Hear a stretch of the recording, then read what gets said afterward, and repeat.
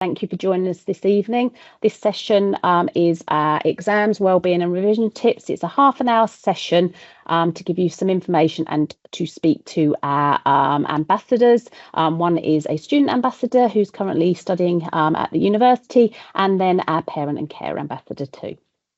I'm Kelly Self and I'm the project coordinator at Hepp, and I've got with us today my colleague Katie. Do you want to introduce yourself, Katie? Hello, I'm Katie and I'm engagement manager for HeppSY and work with Kelly.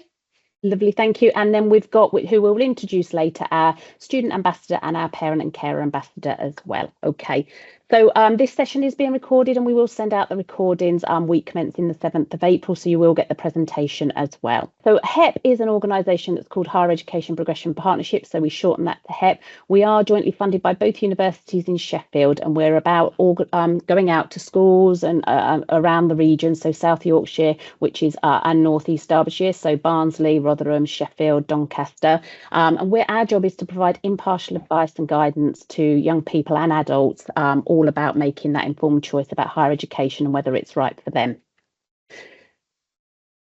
So a bit of an overview about this session. This session is going to talk about revision tip ideas for the young person, look at revision and exam timetables, and then talk a bit about wellbeing. Okay, and then as I said, we're going to hear from student ambassador who's currently at university, and then our parent and care ambassador as well to give their perspective. Okay, so I'm just going to hand you over now to Katie. Hello, thanks everyone for coming. So I'm going to start off with some revision tips.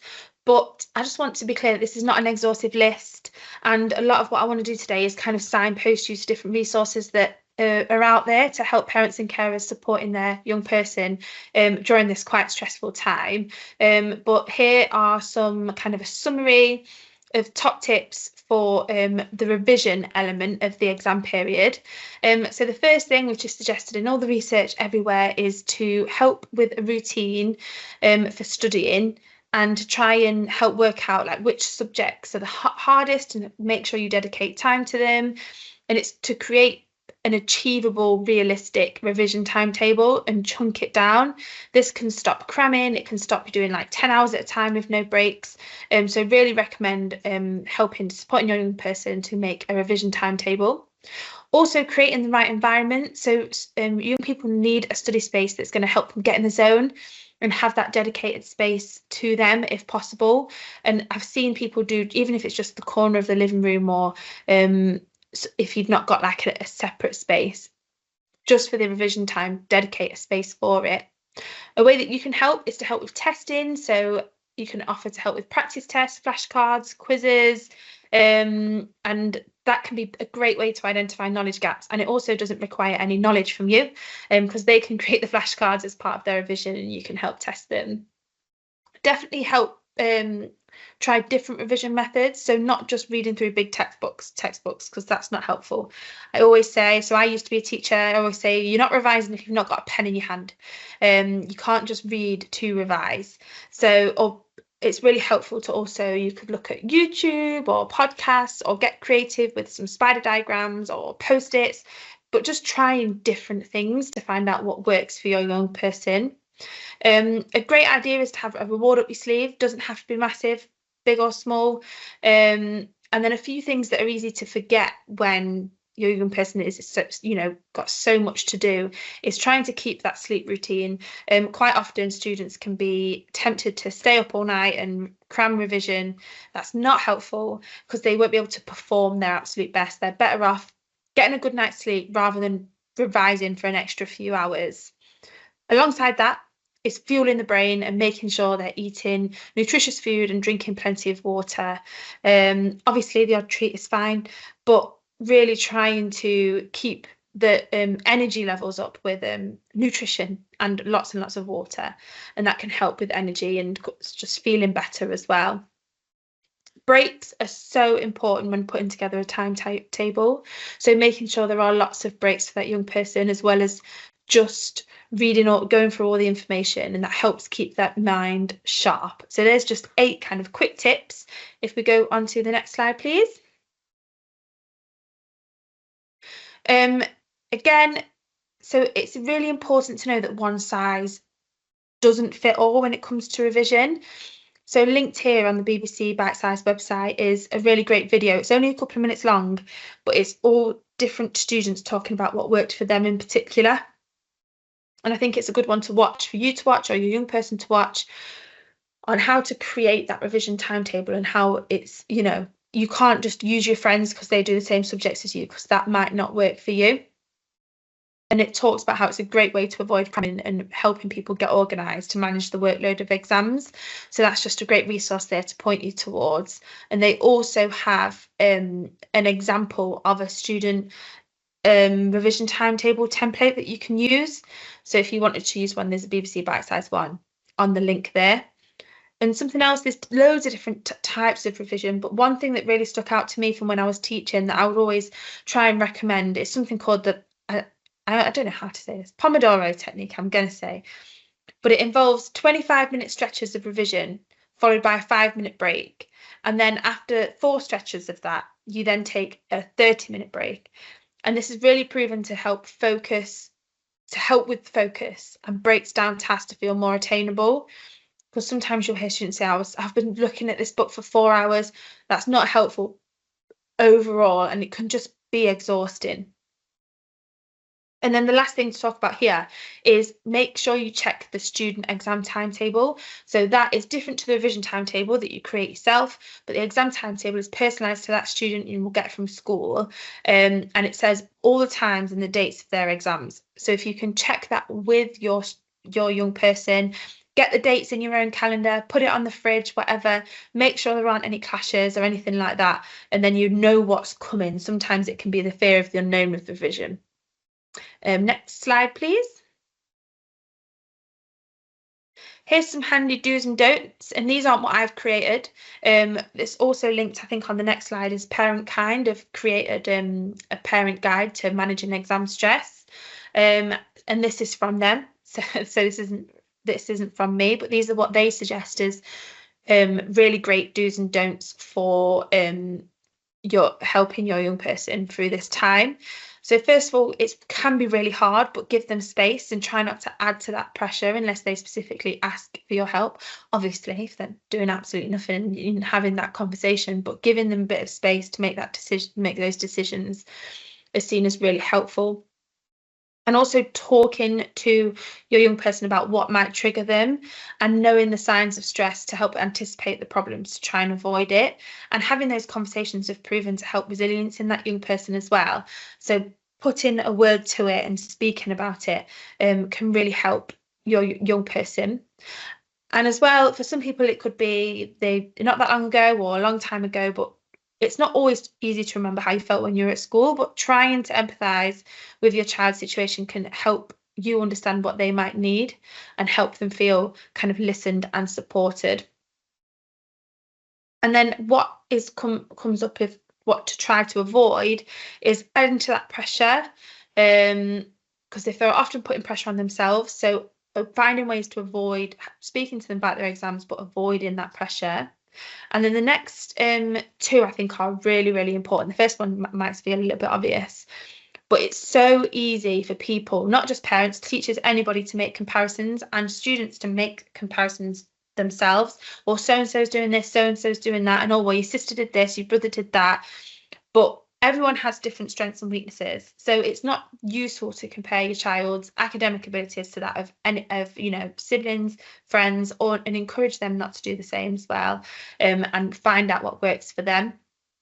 And I'm sure lots of people will agree, you need to look after yourself as well. This is a very stressful time for you as a parent, and it's okay to acknowledge that you're possibly feeling overwhelmed, and it's important to be kind to yourself, but look after yourself as well and don't take on that pressure, because that will often translate as well. Next slide, please, Chloe. So this is the last slide from me, and this is where the linked Parent Exam Guide 2025 is from Parent Kind, and it's just some interesting ideas from Young Minds. So this is the UK's leading charity fighting for children and young people's mental health. So it's all about really looking after what works for the well-being of your student. And here's just 3 top tips of what they have suggested would be useful and helpful with this. But also, if you go onto Young Minds website, there's tons and tons and tons of stuff if that's something that you want to know more about. So the first thing is kind of ask what kind of support they would like. You've got some suggestions from today, the things that you can do, but sometimes it could just be listening to them vent if something, if something's, they're finding something quite challenging, and being that supportive person. And the next thing that they suggest is to support them to find a balance between studying and doing things they find enjoyable, to be able to stay sharp, to stay positive, and to stay in a great mindset to absorb all that knowledge. It's scheduling something enjoyable as well as revision can help prevent burnout. And then also setting aside moments for spending time together and checking in. So it could be simple as watching something on TV together, going for a walk, or just sitting down and having a chat together, and asking those questions about how you're feeling, and just reassuring them that it is so normal to feel stressed during this time. And that whole vibe of don't compare yourself to other people, you are doing your best, and that's all you can do, and we can work together to solve any problems that you're having or feeling at the moment. So that is all from my quick whistle-stop tour of revision tips, exams tips and wellbeing. There are some links on there that will be on the sides that you can explore it a little bit further. But now I'm going to pass, Kelly, I've forgotten who's going first. I'm so sorry. Amana. I'm going to pass on to our lovely ambassador, Amana.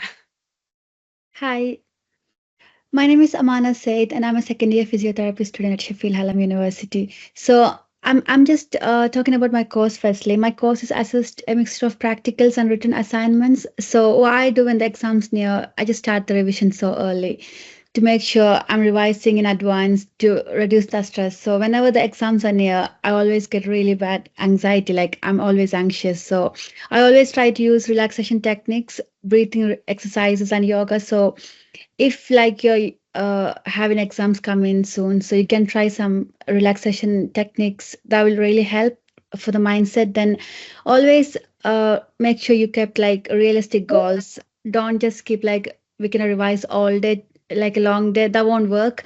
So I always make sure my schedule is manageable and avoid planning to revise for a long day, since that's not practical. Just do like 4 hours a day or maybe 5 hours, that's the maximum. Then we really need rest. Then maybe using flashcards. For me, it really works when I use flashcards and making notes. So I just make notes during the lesson, and during the exam I just don't go through the notes, I just use the flashcard. It really helped me to memorize.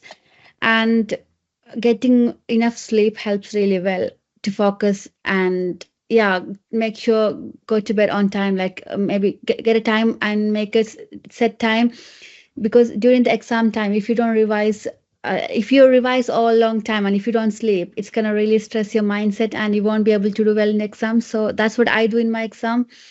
And I always make sure I have a really good timetable, like a realistic timetable. And for me, I can't revise in my house somehow. I just need to go to the library with my friend, because if I revise in my house, it end up having to like a really bad day. I'm gonna sleep. So I just go to the library, university library, and I just revise from there with my friend. So if you're a young person, or if someone is struggling to revise in one setting, I would say just try another setting, maybe community library or different space in a home. Like if they're struggling, I mean, just don't revise in the bedroom if that's really making them sleep, because if they see like it's all the mental thing, like if they see the bed and everything, that will make them sleep. So just go to some sofa or something, like a table to revise, and some plants on the table.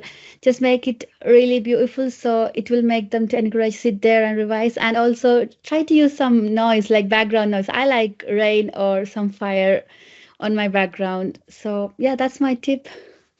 Thank you. Thank you, Amana. And now we're going to hand over to Laura, our parent ambassador. Thanks, Laura.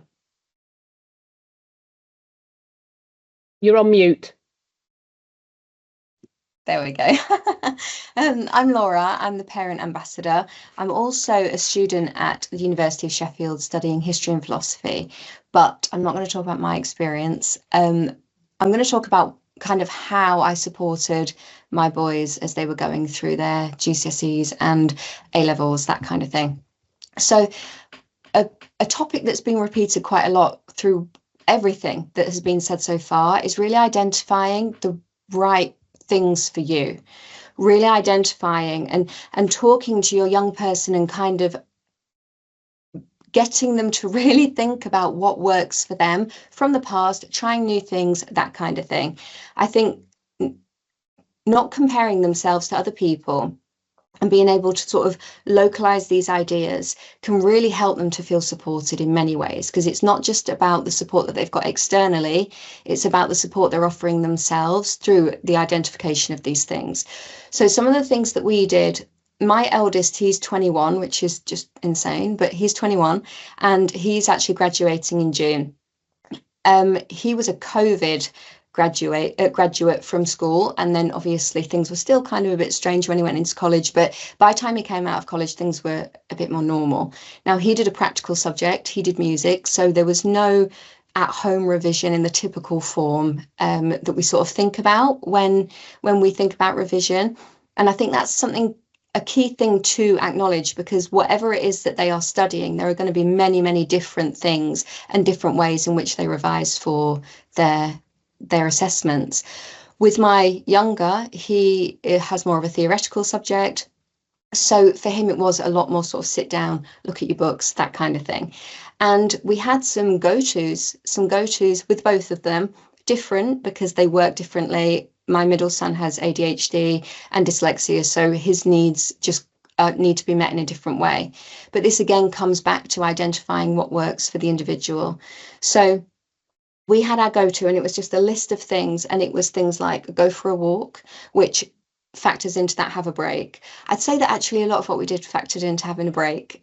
We would have a playlist, and it was like study playlist, but it was for those breaks, and it was really high energy songs. So it was like 10 songs, and when he needed a break, we would just jump around in the living room to one of these songs and just have like 3 minutes of madness, and then it would just kind of reset him, and it would burn off some ADHD energy and allow him to sort of like take a deep breath and go back to what he was doing. The other thing that we did was actually we had a designated place for study. So it was mentioned before about kind of not studying in your bedroom.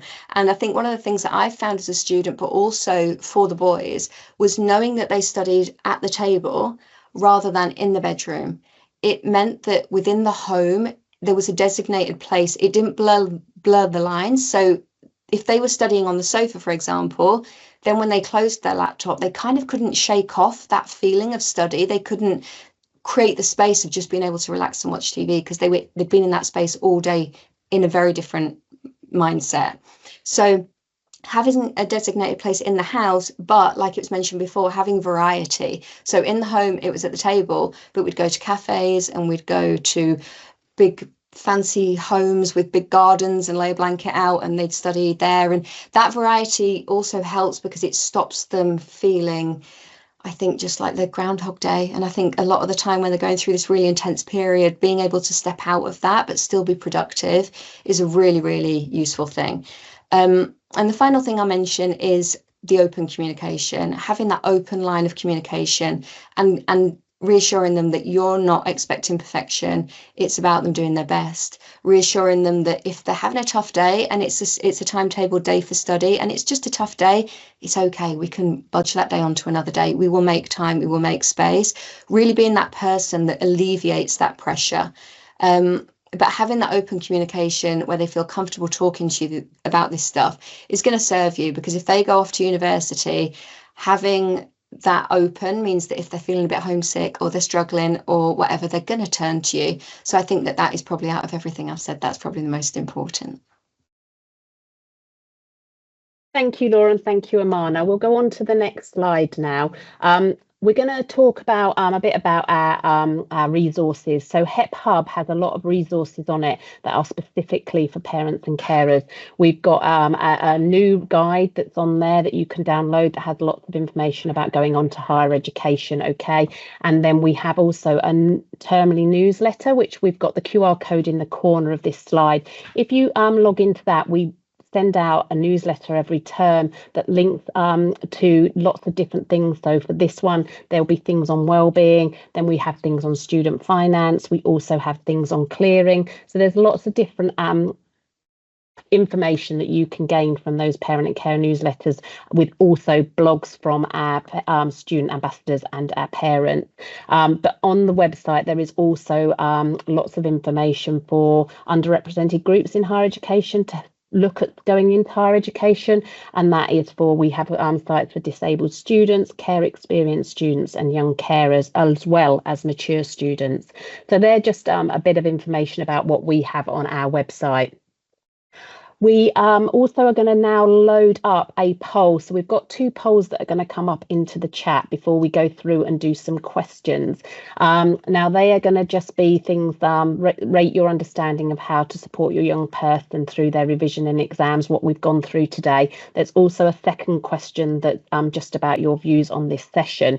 We're going to finish off with just some stuff about our partner universities. So our funding partners, they have just launched this website. So if you have got a young person that's in year 12 or 13 and thinking about going on to study at Sheffield Hallam, there is a parent and carer support chat line that's just opened that you can ask any question that you have as parents and carers. Okay, so that's a really useful page to, you know, ask any questions that you've got, but you will also get parents and carers answering you on those.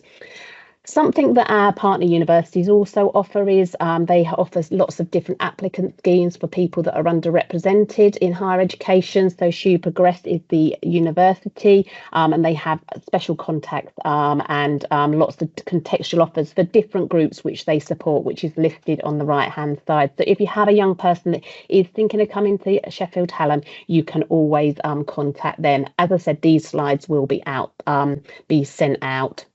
There is also our University of Sheffield, who also offer lots of different things for students who are underrepresented. So there's the disability team as well that do support. So if you are thinking of going on to university from your studies, if you're studying in year 12s and 13s, or you're a mature student, our funding partners do offer lots of support out there for them.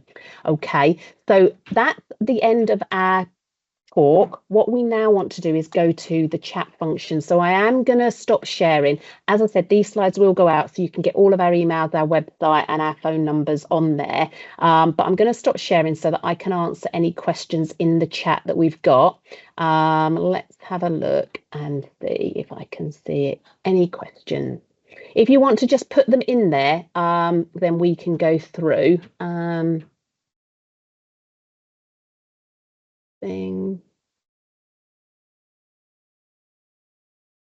Yeah, okay, let's have a look. Thank you for answering then. Yes, so if you've got any questions, please do put them into the chat and we'll be able to answer, whether that's a question for one of our Laura, our parent ambassador, or Amana as a student. Hi, how can I contact Disability Direct and face-to-face? Depends which university you're looking at. If you want to, we can get in touch with them. But if you want to send, I'll put the email address that comes out onto the get sent out to you. If you email that, we'll be able to put you into contact with the correct university. It will be on the website. So if it's not one of those universities, you can contact them through their website. Just look for disability team. Okay. How long should a GCSE student revise each day? Katie, what do you recommend as a teacher background? So I think it does depend. I think overall it's recommended like 50 on the run up to exams, like 15 to 20 hours per week, so 2 to 3 hours a day spread out. But then that can change based on who you are as a person and who they are as a person, in terms of they might do better doing a bit more on a Sunday and splitting it up across the day and then having a couple of evenings off. So yeah, I think a couple of hours, 2 to 3 hours a day, but that's not definitive. It might work differently for different students. We can keep having a look as well. Yeah, any tips on motivating a team to revise? Laura, probably best for you. I think what Katie said was there was like those treat, wasn't it? That was could be a potential motivator depending on the young person. But Laura, have you got any tips on what you think? It's reward. It's nothing Yeah. short of reward. It's having something that they can probably choose themselves. And it's having, I'd say, the milestone rewards. So at the end of each week, probably something small, and then maybe a bigger reward at the end. And it doesn't have to cost a lot. It can just be something that's decided between you, but definitely rewards. Yeah. I need to find the exact contact who's just asked about contacting the disability team. If you could email that HEP inbox, if I put it on here, we'll be able to get you the correct email address to be able to connect with Hallam OK on the disability team. Any tips? I've asked a few. Oh, sorry, I was going to say this one just before that in terms of how early to start revising, and I would say start as early as possible, like start now. Not necessarily most really intense, but what happens if GCSE and A level, it can be a little bit different, but teachers will be giving them homework which is revision. So yeah, just start as early as possible. And also I really liked the idea that Amanda had as well about making the space really nice. Be like, what do you want on this? Do you want a plant on it? Do you want some new pens? Do you want some new highlighters, in terms of the motivation as well? Yeah, okay. So someone's answered a question, I think. Contact disabled students. Hello? Sorry, someone is asking about the extra time. Can I answer the question, please? Yeah, of course you can. So I have problems with mental health because I struggle with really bad anxiety, and I also have ADHD, and I have some problem with my hand as well. So I get really bad sweaty when I'm really anxious. So during the exam time, I go extra time for all the exams in university. So for that, I just contacted the disability team in university, and they created me a learning contract. So all my teachers know about my learning contract, and it's on the blackboard. So all my exams, I don't have to tell my teachers I have an extra time. They're already aware of the extra time, so I always get my extra time. So if you're thinking about getting extra time, you have to prove that you have this medical condition, which you need a letter from a GP or a consultant. So it's through disability support from the university. That's how you just need to get this extra time. Yeah, that's great. Can I just add to that very quickly? Yeah, of course. Just very quickly. I think another thing, going back to the open conversations, is there can be obviously a little bit of a negative connotation sometimes, especially for younger people if they do have a disability. But everything has just been pointed out. It's not publicised. You have at the University of Sheffield, it's called a LSP, Learning Support Plan, and that just goes out to all the tutors at the beginning of every semester. They know about your exams, they know about everything, and that's kind of universal across all universities, I think. But it's just, I think, nice for them to know that it's not something they're not going to have like a big beacon above their head. Yeah. And one more thing. Oh, sorry. Yeah. Sorry. Yeah. Like they always ask me if, like, they ask me the consent, will my teachers, like, is it okay for my teachers to know about my condition? And I said, yes, that's how my teachers know about it. So everything is confidential. So if someone feel like they don't want the teachers to know about the condition, they will not know about that, but you still get the extra time. So it's like everything is confidential. So you just can tell if something is wrong. You can always talk to them. Lovely, thank you. There's another one here about tips for keeping your team focused when they do struggle with ADHD other than movement breaks. Now, Laura, you mentioned about your son. Are you able to answer that? I think for Elliot, the biggest thing is it's a lot of the time, obviously, you have the two sides to ADHD. You've got kind of the mental struggles for them and the emotional side of it, because there's a lot of kind of, they hold a lot of comparison and they can shame themselves for not being the same as other people and that kind of thing. So that's one side. And then depending on the type of ADHD, you're going to get that hyperactivity sometimes as well. So it's about looking at those two separately, I'd say. It's about identifying, right, have they got a kind of build-up of energy because they've been sat and they need to go and dance in the middle of the living room? Or is it where they are feeling just a bit emotionally heavy and a bit just fed up? And I think that by splitting that in two, you'll be able to identify which area needs the attention. So when it comes to focus, it's probably could be either, but it's asking, right, are you struggling right now? Yeah, right, tell me what you need. Tell me, what do you need? Do you need to go for a walk? Do you want to dance around the living room? Are you hungry? With ADHD, it's checking those kind of basic needs as well, which sometimes can be forgotten. Are you thirsty? Are your clothes itchy? There's so many different things that obviously we can go through. So I think it's asking them if they can identify it first. And most of the time, I think they probably can if they're directly asked. But without that direct question, I think it just ends up a bit muggy. Yeah. Another question is this, you might be able to answer this, Katie. My son has to do GCSE revision at school, no study leave until after May half term. How do I incorporate this with home revision? Yeah, I think that's when a revision timetable might come in, and you can identify the times that you do have. Because if you know you've got this time for dinner, this time for football, this time for chess club, whatever it is that people are getting involved in, you can see those gaps through creating that revision timetable. So that would be my top tip for spotting those gaps to get revision in, as well as incorporating breaks. Yeah, lovely. And someone's put ideas and resources to use, which are on the slides, aren't they, that will be able to help in terms of that. When you're saying 2 hours revision per day, are you talking about GCSE level? You were, weren't you? Were you? Yeah. Yeah, and that's just general over a week. It says, because then if you can look it up as well, it tends to say about 15 to 20 hours a week, but it all depends On the person. Yeah.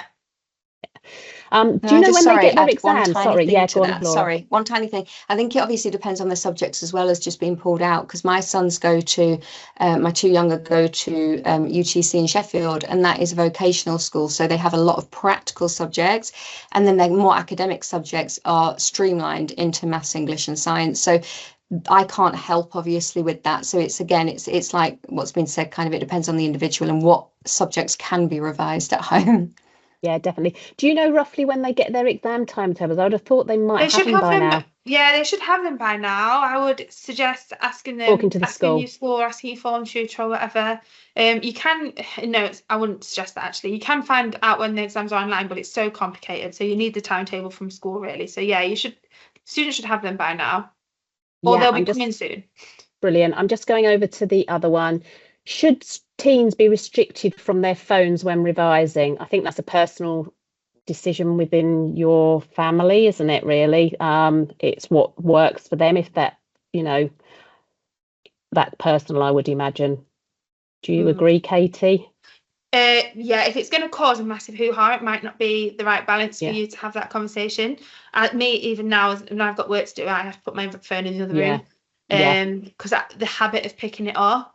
So that could be, I think, to manage that conversation as well, it can be, right, this isn't a punishment, this is to help you.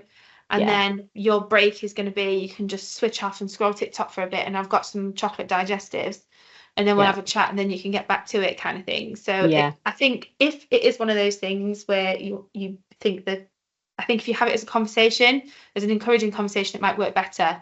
I know that I struggle with getting distracted with my phone, so but I wouldn't say you must take the phone away from your child. So that can be really quite stress inducing for people as well. Yeah. So someone's put they've missed the first part, and they're saying about any hints, tips on reducing stress, panic attacks. I think what we were saying was like having a timetable, wasn't it? Taking breaks, maybe doing like Amana, you said you did sort of wellbeing things, didn't you? In terms, was it yoga that you did? Anything that takes their mind off it. So there's some stuff in the presentation that we'll be sending out, not next week, but the week after, with the recording that'll hopefully help. How would you suggest encouraging a young person to revise who doesn't want to? Again, I think that's been answered in the fact of perhaps, treats or something like that. My son has to do, we've done that. That one's come back over there. My son will be doing SATs, and I want to make sure his first exams is positive. Any further thoughts in addition to what has been shared? Obviously, this is more for sort of 11 onwards. I think that's a difficult one, isn't it, for the younger children, in terms of how you can make it exams positive. I suppose it's very similar, isn't it? It's not worrying them, don't compare them. Say they can talk to you, but show them it when they're first doing these exams. I think SATs is when they first feel that real pressure. Is say, this is so normal to feel uncomfortable with this. It's not a comfortable space, but if you do your best, that is absolutely fine. And especially with SATs, it it's pressure for the schools, but it shouldn't be for the students. Like, no, it's more just class it as a little test at the end of the year, that they're just looking at, you know, how you've understood something, and it's not the pressure of the young person. It's actually looking at what you've picked up from the school, isn't it, in terms of learning. And yeah, I think that's the only way you can do that. So I think that's the end of those questions. Now I'll go back to the chat function. I've got two things going on here. So rescue remedy from boot. Oh yeah, thank you, Priscilla. Yeah, that's it then. By the looks of it, we've answered all those questions, so thank you so much for joining us today. Hopefully that's been helpful. Obviously, if you have got any questions after this, please do get in touch by the email that's on the presentation, which we'll be sending out. Any, you know, you might think it might be a silly question to ask. No question is silly. We just want to be able to help you and support you and your young people. So yeah, please do get in touch, and thank you very much for coming along this tea time. Take care. Bye. Thanks, everyone.